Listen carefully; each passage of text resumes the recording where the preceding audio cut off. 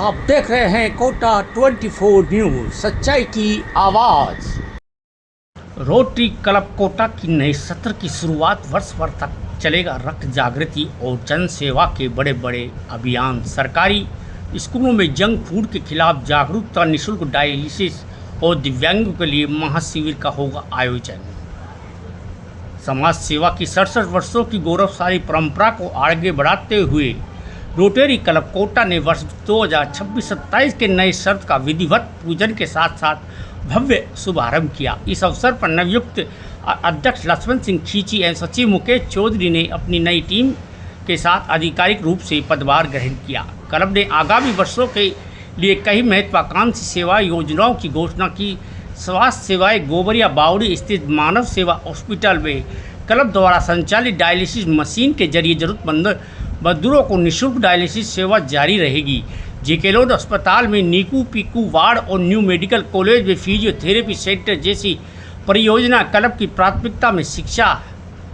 Devnarayan rotary club public school में गुणवत्तापूर्ण अंग्रेजी माध्यम शिक्षा के साथ रोटरी इंटरनेशनल के सहयोग से स्कूल में एक और मंजिल के निर्माण और खेल मैदान तैयार करने का लक्ष्य है। रक्त जागृति अभियान, नियमित रक्तदान शिविरों के साथ युवाओं को रक्तदान के प्रति जागरूक किया जाएगा।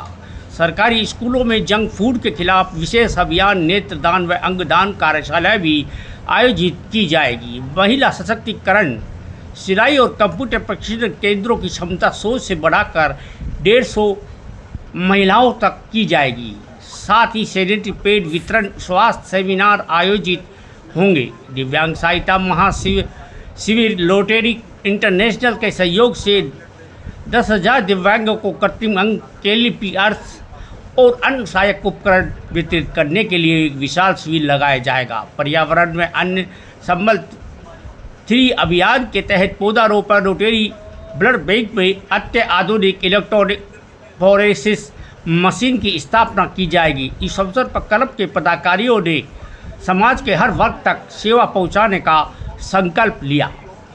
कराने के लिए रिफाइन करके बिल्कुल शुद्ध रक्त जो होता है उसको रिफाइन करके ये मशीन उनको चलाते हैं और उच्च क्षमता का एक कोल्ड स्टोरेज भी बनाया जाएगा, जिसमें आज हमने 11 पौधों के साथ यहाँ पर करिए। रोटरी क्लब के गार्डन है पीछे और रोटरी क्लब में ही हमने शुरुआत करी है।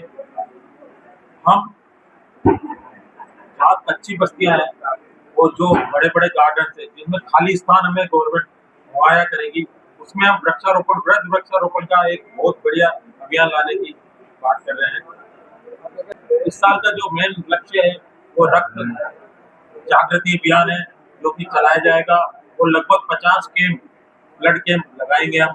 इसमें पिछले बार लगभग 3700 यूनिट रोटरी क्लब ने लिए थे। इस बार हमारा 5100 यूनिट से ज्यादा का टारगेट है, जो कि रक्तदाताओं को फ्री ऑफ कॉस्ट।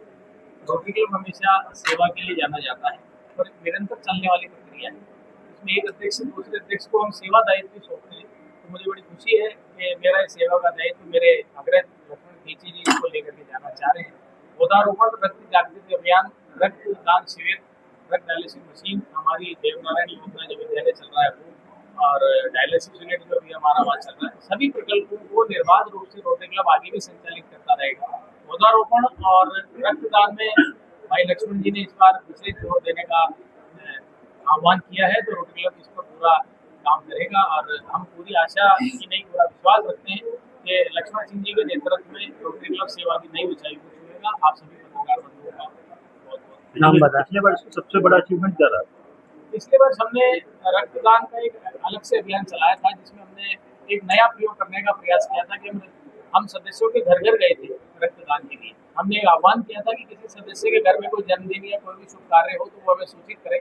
हम मिनिमम 5 यूनिट के लिए भी उसके घर गए थे और हमने उससे वहाँ से, तो इससे हमें एक बहुत संबल मिला कि उसमें जागृति की भावना बहुत तेजी से जागी कि रक्तदान की प्रक्रिया में जागना चाहिए। हमने एक हजार पौधारोपण किया, जो लवकुश वाटिका में ग्रीन आर्मी के सेंटर हो गया, वो पौधे सारे चले।